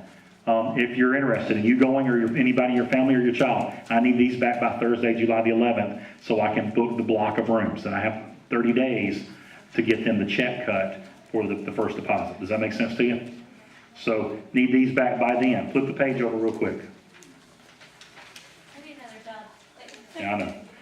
But I'm going to show you some fundraising. School board approval. I talked to Mr. Thorpe about it today. We're submitting school board approval. They let us go 5 years ago. We're not missing any school, Mr. Thorpe. Our principal feels that it shouldn't be an issue, but we are still waiting on school board approval. If for some reason they don't approve it the month of July, we'll find something else to do. Okay? Just so you'll be aware of that. Spending money. You'll see there, I'm going to let you read over a lot of this on your own. You'll see that about the only other expenses they'll incur is for any souvenirs they may buy, for photos, for any shore excursions, lunch during their day in Nassau, 1 meal at Universal. They will get a meal ticket that day. And if they leave the soft drink plan on board. The ship only provides lemonade, iced tea, and water. And you'll see the other stuff there. You'll see our itinerary. You'll see it on Monday. We'll travel to Port Canaveral, get aboard the ship, set sail. Then on Tuesday, we have a day at their private island. That's a beach day at Coco Cay. There are some excursions they can do right there. On Wednesday, we're in Nassau from 8 to 5 that day. Actually, we're there from 8 to midnight, but we're going to be in Nassau 8 to 5. Then we're going to be back on board the boat for dinner. And we'll stay on board the boat. Thursday's a day at sea. Friday, they get off the ship and go to Universal. And we leave there that night about 11, get back into Milton about 6 a.m. As far as their documents, what do they need legally? It is a closed-loop tour. They do not have to have a passport. It's encouraged. But you need a state-certified copy of their birth certificate, okay? And a government-issued photo ID. You can actually go to the driver's license office or the county office down here and get an ID for your kid, even though they're not 16, okay? They need those. That birth certificate, make sure it's state-issued. My first cruise, it had a picture of the hospital and a little gold seal and had my handprints and my footprints, and they didn't want to let me on board the boat. And they weren't supposed to, and I actually had to call Montgomery, Alabama, Office of Vital Records and Statistics Office and get them to fax me. I had to pay for a copy, and then they faxed me that copy of my birth certificate to Port Canaveral, okay? The passports, if they have that, if there were an emergency, they could leave Nassau and get back home quicker, okay? That's the biggest difference there. But all they need is a photo ID, a birth certificate, cabin assignments. The students will be 4-door room. The adults primarily are usually 2-door room. Now, if you got kids going, you and you got smaller kids, we're going to put the students together. But if you've got smaller kids going that you want to take, they'll be in the room with you as an adult. Okay? And the kids will get to sign up on their rooming list and so forth as we get into July. Checking in and meetings. What we do, again, I told you 2 chaperones, 4 students, and they check in throughout the day, and we have a system in place for doing that. Clothing is mentioned right there. Excursions are mentioned. Medical needs. We have medical needs. Dr. Dennis Mayu was a former drum major of the band. Dr. Mayu goes with us on our band trip every year and provides medical. He takes prescription meds or whatever he thinks we may need. But he's planning to go with us again. We also have several band parents in the medical field. Yes? When I went to Italy with Miss Sanborn, we ran into a problem with a ship in Turkey our boys got put with another, like Alaska's boys, and they decided to pop the top of the cans, and we had no proof of who drank, so there was a big dispute, and they had a room charge fee. Are you gonna have some way of? Yeah, I mean, it'll be our kids in their own rooms. It'll just be our kids, yeah. But they're gonna know not to. About the sodas? Yeah, and they may only have 1 or 2 sodas in there if they do. Okay. So, usually the sodas are $2.50 unless they do the drink plan, which is $24 for the cruise. $6 a day. I know a teacher wanted that paying like $200. Wow, I got you. Guys, I'm watching your time. Any questions about this? I know you're probably going, I don't think I can do that with my 9th grader. Trust me, as the year goes on, I think you'll see. We take care of our kids. Yes, ma'am. So family members, additional family members? Same price. Same. Yes, ma'am. Yes, ma'am. And you get the same benefits. And same benefits, okay? All right, we're almost there, I promise. Real quick, fundraisers. Look at the car wash thing first. We kicked this off last week with a band. I just want to explain to you real quick what it is. We did this for the first time last year. Guys, this is the least amount of work and the biggest bang for your buck if you work it. We had some kids last year make $450 working for their band fees, working 2.5 hours at a car wash. What this is, it's a car wash pledge-a-thon. It takes place on Saturday, July the 13th. We ask all our kids to be there. We'll have 5 different locations set up around Milton. What we do is it's a free car wash. Okay, we have signs, free car wash. We want as many people to come in and get their car washed. If you have 3 cars at home, please bring them to one of the 5 locations and get them washed. We document each car that we wash, tag number, the person signs off on it. If you got a company with company trucks, please bring every one. Okay, last year, during that time, even though a thunderstorm hit about the last hour or so, we washed 208 cars last year. Okay, here's the beauty. What our kids do is they go out to friends, neighbors, folks you go to church with, whatever, family members in Oregon, and they get pledges. And they ask them to pledge somewhere between 1 and 5 cents for every car the band washes. Okay, if the kids go out and they get 10 cents worth of pledges, and we do 200 cars again this year, they just make $20 towards their band fees. Okay, if your child goes out, or you and your child, they get 50 cents in pledges, they make $100. They get 75 cents in pledges, 150. If they get $1 per car, we wash 200 plus cars. They just made up $200 to go towards your uniform fee, fair share fee, trip fee, whatever it needs to go towards. Does that make sense to you? We had some kids get like $2.25 in pledges last year. What happens, we wash cars on that Saturday, and then we meet again the next Monday night, and I have all the documentation. I type up on school letterhead a letter that says the Milton High School Band washed 208 cars this past Saturday. If you pledged 1 cent, you owe $2.08. If you pledged 2 cents, you owe $4.16. The kids go back out that next week. They get up with Aunt Sally and said, "You pledged 3 cents. You owe me $6." Okay. The beauty is that hopefully Aunt Sally, who made that pledge, brings her 2 cars and gets them washed for free. She paid $6. Does everybody see the beauty in that? So I'm throwing all this money stuff at you and you're going, "Oh my goodness." We provide these opportunities, and some of our kids take them and run with them. Some parents say, I hate fundraisers. Just tell me what to write the check for, and that's up to you. Yeah, and so we had some last year that just got donations. Uncle Jim said, "I'll just give you $20, kid, leave me alone." Okay, so we've got that going. Also, another one we're kicking off. You should have seen the Rada cutlery.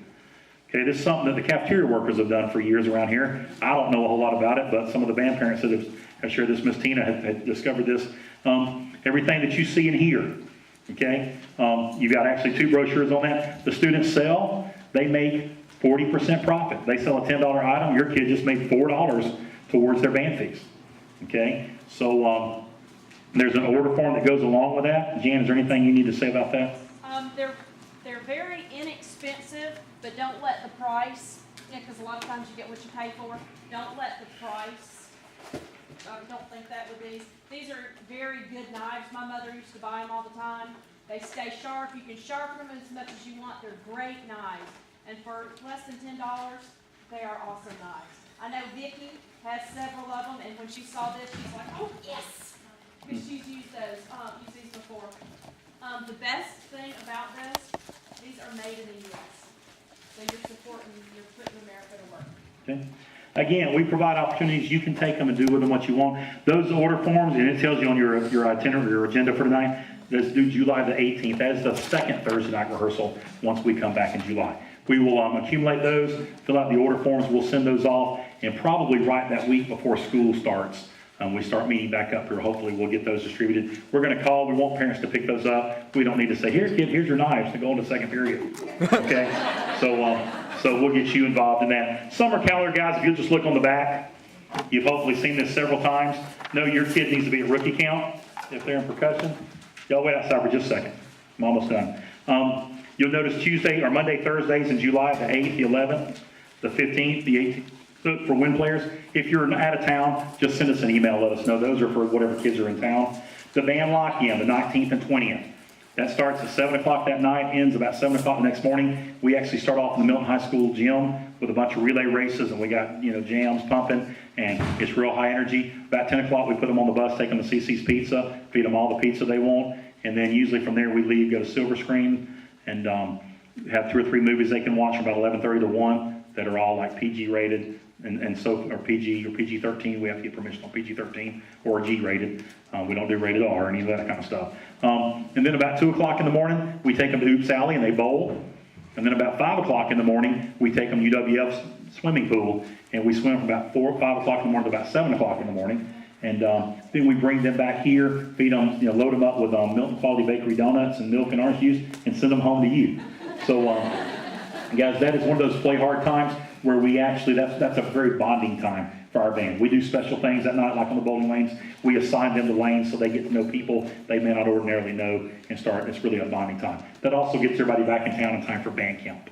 Okay? You'll see our schedule for band camp is on there. It's 8 in the morning to 11 outside. Then we go 1 to 3:30 inside, and then 5 to 9:30 outside. That is an intense 2 weeks. That is when we put the halftime show on the field, or whatever we can. Yes, ma'am.